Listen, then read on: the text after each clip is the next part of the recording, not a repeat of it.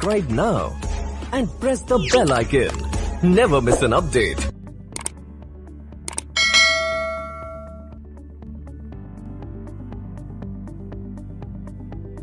જય ભીમ સાથીઓ, JNU campus જય ભીમના નાદથી ગુંજી ઉઠ્યું. જનરલ સેક્રેટરીના પર ઉપર બિરસા આંબેડકર ફુલે સ્ટુડન્ટ્સ એસોસિએશનની પ્રિયાંશી આર્યાએ જીત હાંસિલ કરી. પ્રિયાંશી આર્યાએ દલિત સમુદાયમાંથી આવે છે. તેને એબીવીપીના ઉમેદવાર અર્જુન આનંદને 926 વોટના લીડ હરાયા હતા. પ્રિયાંશીને કુલ 2887 મત મળ્યા હતા અને અર્જુનને 1961 મત મળ્યા હતા. આ ઇતિહાસમાં પહેલી વાર એવું બન્યું છે જેમાં સેન્ટ્રલ પેનલમાં બાપસાના ઉમેદવારને આવી ઐતિહાસિક જીત હાંસલ કરી હોય. આની સાથે જનરલ સેક્રેટરીની ચૂંટણી જીતનાર પ્રિયાંશી આર્યા પહેલી દલિત ક્લિયર મહિલા છે જેમના આ જીત મેળવી છે. જુઓ પ્રિયંકા આર્યાનું इंटरव्यू द बहुजन अस्मिता पर. बापसा जब उभर के आता है इस बार इस इलेक्शंस में तो हमें कुछ रूमर सुनाए पड़ते हैं. हमें कह दिया जाता है कि लेफ्ट सपोर्टेड हर आप देखिए कि यहाँ के प्रोग्रेसिव ऑर्गेनाइजेशंस का बहुजन प्रोग्रेसिव ऑर्गेनाइजेशन ब्राह्मणवाद कैसे खुल के बाहर आता है जब एक बहुजन ऑर्गेनाइजेशन अपना असर्शन करता है. वो बापसा का नाम अकेले नहीं देखना चाहते, वो बापसा का नाम अकेले देखना चाहते तो कॉमा करके लेफ्ट सपोर्टेड कर देता है. मैं उनसे पूछती हूँ कि लेफ्ट सपोर्टेड क्या होता है? तुम चंद लोग क्या हमें सपोर्ट करोगे?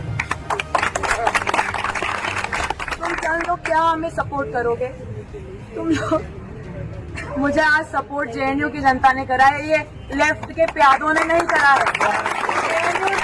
जेएनयू के बच्चों ने मेरे कुछ देखा, बापसा में कुछ देखा और उन्होंने हिंदुत्व, फैसिज्म, ब्राह्मणवाद, मनुवाद की टक्कर में आज हमें जिताया है. लेफ्ट के प्यादों ने नहीं जिताया है. अगर कुछ लिखना है बापसा के आगे तो लिखना है कि JNU supported, Ambedkar supported, Bahujan supported BAPSA, not left supported. तो मैं कुछ नहीं कहूंगी, मैं बस एक हमारे साथ इस वक्त प्रियांशी आर्या हैं जो जनरल सेक्रेटरी के पद पे बापसा की तरफ से लड़ रही हैं. तो प्रियांशी, आप कहाँ से आती हैं? आप अपने बारे में हमें कुछ बताइए. जय भीम, सभी सलाम सभी को. मैं प्रियांशी आर्या, मैं हल्द्वानी से आती हूँ. उत्तराखंड में एक सिटी है हल्द्वानी, वहाँ से कुमाऊं रीजन में, और वो कंपैरेटिवली एक स्मॉल टाउन ही माना जाता है.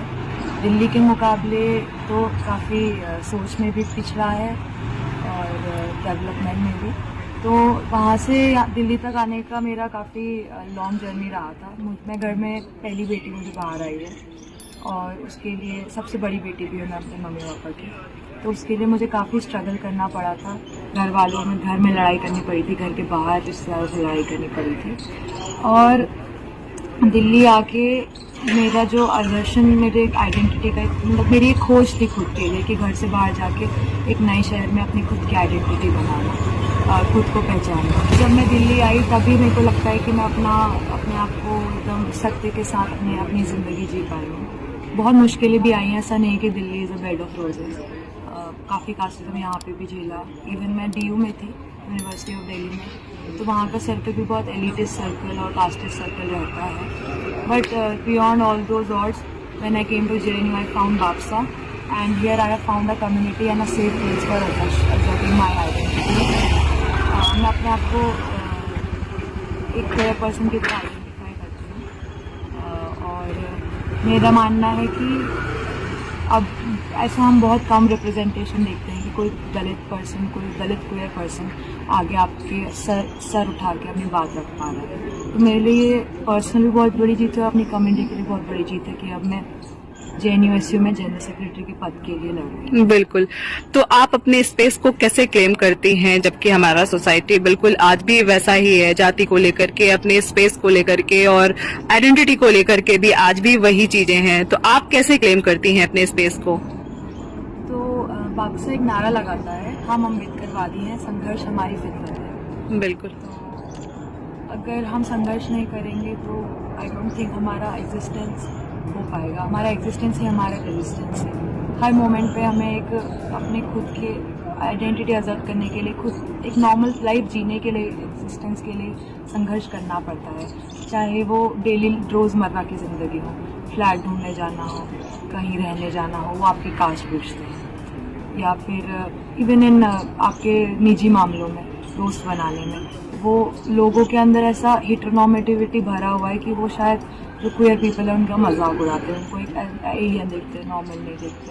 और कास्टिज्म भी भरपूर भरा हुआ है, जैसे चाहे वो इंस्टीट्यूशनल एकदम सिस्टमैटिक इंस्टीट्यूशनल वे में हो, या फिर वो आपके दोस्तों के बीच में जो कभी वो कास्ट स्तर कह देंगे, ऐसे ही चलते चलते ऐसा उनको लगता है कि हम कुछ गलत कर ही नहीं रहे, क्योंकि उनकी वो लैंग्वेज में नहीं है।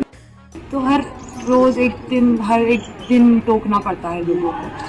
और धीरे धीरे मुझे लगता है कि जैसे बापसे संगठन बने हैं, उनकी वजह से जो एक सपोर्ट मिलता है कि कुछ ज़्यादा लोग साथ आके साथ में संघर्ष कर रहे हैं, कम्युनिटी का सपोर्ट मिलता है कि हम इस लड़ाई में अकेले हैं। तो मैं अपने आप को इंडिविजुअल लेवल पे तो अम्बेडकराइट डिस्कोर्स के साथ असर्ट करती हूँ, अपनी दलित आइडेंटिटी को, अपनी क्वेयर आइडेंटिटी को। एज अ दलित और खास तौर पे एज अ दलित क्वेयर, आपको किन किन चीजों का सामना करना पड़ा कैंपस में, इससे बाहर भी? क्योंकि एक तो दलित, ऊपर से एज अ क्वेयर पर्सन, उसके अपने संघर्ष हैं। बिल्कुल, तो आप उसको कैसे देखती हैं? क्या क्या आपने महसूस किया? तो बात तो ऐसी है कि कास्टिज्म जब होता है तो वो हमें बचपन से ही पता होता है कि हो रहा है। एज अ दलित पर्सन हमें कास्टिज्म, दलित फैमिली से आते हैं, हमें कास्टिज्म बचपन से झेलना पड़ता है।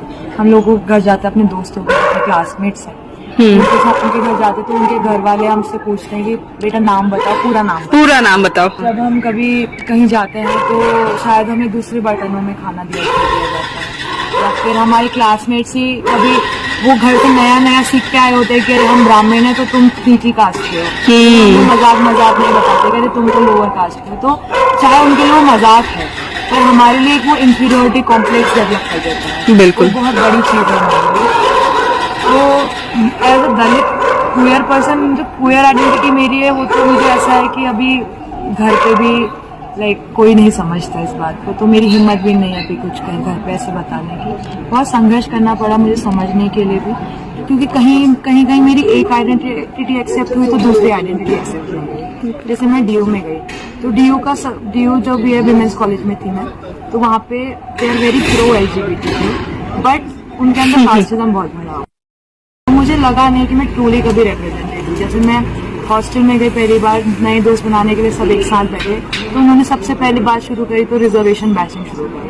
दे were okay with me being queer. तो as a Dalit queer person मेरे लिए बहुत मुश्किल हो जाता है एक क्वेयर सर्कल में भी अपनी आइडेंटिटी खोजना। क्वेयर सर्कल जो है वो बहुत ही आइडियोलॉजिकल डिस्कोर्स में फंस चुका है, और वो शायद नहीं समझते कि बहुजन के दलित मुस्लिम दबे तबके से आते हैं, कभी आदिवासी, हम भी क्वेयर हो सकते हैं। बिल्कुल, चीजें बहुत लेयर में है, उसको उसी तरीके से देखने की जरूरत है। वो सेक्सुअलिटी ही लाने, अपनी सोच में सेक्सुअलिटी लाने की काफी जरूरत है।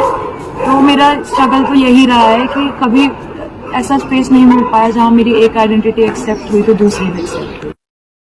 बट वापसा में आके मुझे को लगता है कि मुझे ऐसा स्पेस नहीं रहा है, ना मेरी फैमिली को वापसा करता है। तो आप आगे इन मुद्दों पे, इन संघर्षों पे काम करेंगी? मैं इन संघर्षों पे काम करूंगी। हमारी लड़ाई हमेशा डिग्निटी की रहती है। हम अपनी जिंदगी कैसे जी पाते हैं, सर उठा के जी पाते हैं कि नहीं, इसकी लड़ाई रहती है। रिप्रेजेंटेशन की लड़ाई रहती है कि अगर हमारी बात हो रही है, हमारे मुद्दों पे बात हो रही है, तो हम ही हो बात। ऐसा नहीं कि हमें कोई सेवियर चाहिए, हम खुद की आवाज उठाने के लिए सक्षम हैं। काफी हमारा बस यही मानना है।